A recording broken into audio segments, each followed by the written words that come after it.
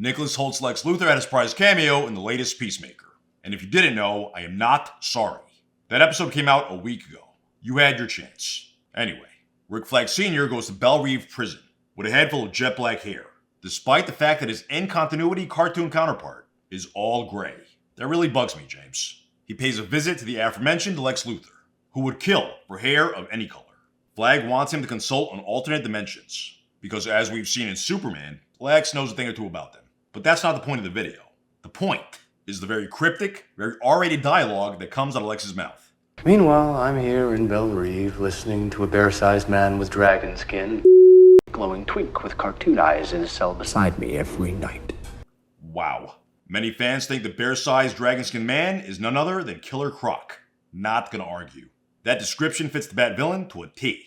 But who's the twink? Twink, of course, is slang for a young, attractive gay man with a slim, boyish appearance. And this particular twink glows and has cartoon eyes. The popular theory is that Lex is referring to Dr. Phosphorus. To be fair, that guess makes sense. Does he glow? Like nobody's business. Cartoon eyes? Kinda sorta.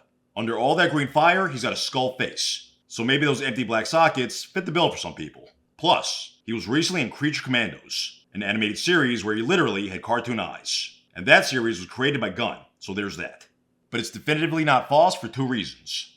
One, Dr. Phosphorus is constantly emanating radioactive energy. Energy that literally melts anything it touches. So if Killer Croc tried to stick his killer cock in him, he'd lose it. Two, James Gunn flat out said it. Guess I should have started with that one. My theory, while flawed, is that the mystery twink is none other than Batmite. In case you're a normie that stumbled onto this nerdy video, I'll let the head of DC Studios explain.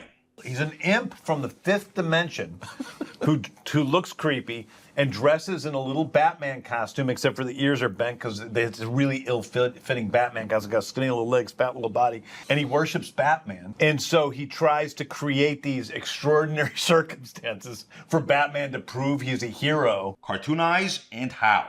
He's not always glowing, but when I did a Google image search, I found this. The cover of his very first appearance. Look at that outline. He's glowing like an expectant mother. So he's got cartoon eyes, he occasionally glows, and again, James Gunn loves the little bastard.